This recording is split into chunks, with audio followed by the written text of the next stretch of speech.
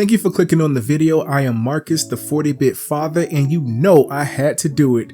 The new Arch Tempered Rey Dau event quest is live right now, and let me tell you, it is no joke. This monster hits hard and fast, but ultimately, it still wasn't enough for my Zoshia build. Now, the discourse in the community is that the Rey Dau Gamma armor isn't quite enough to shake up the meta. A lot of people are still using their gore builds, and they don't plan to abandon them anytime soon. However, it does provide a strong alternative for those who want to try something new. The base set is centered around Latent Power and Maximum Might. It's all about these two skills, and you already know that I'm a big fan of Maximum Might, but Latent Power is a skill that I haven't really paid much attention to. Basically, what it does is it gives you a boost to affinity and stamina reduction, and I mean a huge boost. We're talking 50%, but I'll go more in depth on that in a little bit.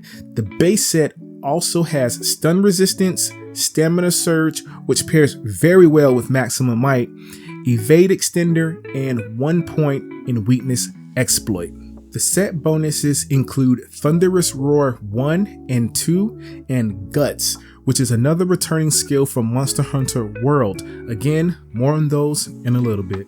Okay, so as I mentioned before, with level 5 Latent Power, you get a 50% boost to affinity and 50% reduced stamina depletion while it's active, which is absolutely crazy. As you'll see later on, this completely eliminates the need for Constitution, which is a skill that I love to use.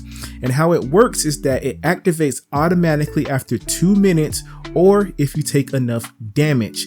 It lasts about 2 minutes, I think, and then it has a cooldown of 2 minutes. I could be wrong. Please correct me in the comments below if you know, but basically it's kind of this on and off thing, which some people may not like, but I think it's cool. You know, it's different. So then what Thunderous Roar does is it extends the duration of Latent Power. Thunderous Roar 1 gives you an extra 30 seconds, while Thunderous Roar 2 gives you a whole minute and a half, which is crazy, and obviously that provides a lot more uptime for Latent Power. Finally, we have Guts, which pretty much does exactly what it says. It gives you a 5% boost to attack, but also lowers your defense by 5%. However, if you take a fatal hit, like a one-shot type of situation, you won't die, but instead you will survive with 1 HP and the buffs switch. You'll still get a defense boost, and on top of that, a +3 to all resistances, but you'll lose the attack up buff for the rest of the hunt. Now with all that out of the way, let's get into the build. I keep the same weapons as usual. My Zoshia Lance with White Flame. It has a Razor Sharp level 3 Dragon Attack 1 jewel and Guard level 3 across the remaining jewel slots. Of course, I can swap it out for Guard Up whenever necessary. My secondary weapon is my Ardian Lance, paralysis status with offensive guard, and crit boost, all level 3. I decided to go with 3 pieces of the Rey Dau Gamma, head, chest, and waist, and 2 pieces of Zo, arms, and legs to keep my comfy super recovery 1. The healing is obviously not as potent, but it's still great for passive healing and staying in the fight. This split also gives me Latent Power level 5, Maximum Might level 3, Weakness Exploit level 1, and the set bonuses Thunderous Roar 1 and Guts. Now the reason I chose the legs and arms specifically is because the Rey Dau legs are the weakest in the set to me because they have all that stun resistance and stamina surge, which I just don't need for my build. And the arms have evade extender, which again, it's a great skill, but it's just not for me. Instead, I'm gaining elemental absorption level 3, counter strike level 1, and recovery speed level 1. So for our slots, because we already have weakness exploit level 1, we're gonna go ahead and use 2 of our level 3 jewel slots for 2 more points in weakness exploit. Then we're gonna throw on the exploiter charm to max it out.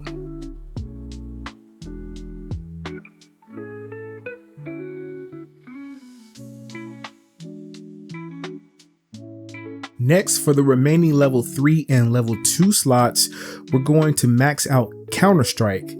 As a tank, I'm not counting on getting knocked down a lot, but it does happen. And when it does, that's a plus 25 raw to our attack power.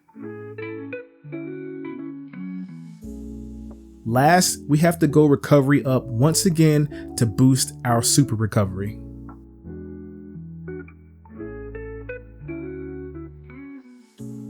With this build, you don't have to worry about affinity at all. Remember, with Latent Power, we're getting 50% when it's active. Maximum Might is another 30%, and Weakness Exploit is 30%. Also, the raw defense for the Rey Dau Gamma set ties with the Zoshia armor for the highest in the game. Now, this is a more offensive build than I'm used to. I know a lot of Lancers, including myself, want max defense or something comfy like the Zoshia build, but in my opinion, this has a great mix of the two. Which brings me to Elemental Absorption. I slept on it in my last build, but this skill is actually decent. What it does is convert elemental damage that you take and give you an elemental attack buff and resistance to the element that you took damage from. For instance, you can see that my dragon attack is 240. That's my element, and my fire resistance is only 6. However, after I took damage from the Kutku, you can see that my dragon attack is now 300 and my fire resistance went up to 14. There's some kind of scaling with this as well, because later on in the hunt, I took more fire damage and my attack and resistance went up yet again. As always, I do provide an alternative build, which in this case uses the same 3 pieces of Rey Dau Gamma, but instead of Zo armor, we go Gore. This is more meta with Black Eclipse and Antivirus, you know the deal. But it also has Divine Blessing level 3 for those who want a little bit more comfort.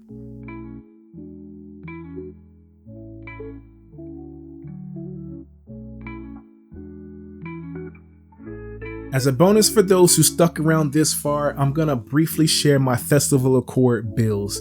They're not optimal at all, but it's just for fun. Build 1 includes my Ardian Lance due to the paralysis status. We have to respect the foray skill on the Sakura Tai armor set, and I pair it with my Ardian S&S, which also has paralysis. All I really did to this build is add maximum might and defense boost. Why defense boost? Simply because I didn't want to waste any of my armor spheres. Build 2 is very similar, except we swap out our lance for a poison longsword. This is once again to take advantage of foray as well as the inherent quick sheath skills from the Sakura Tide set.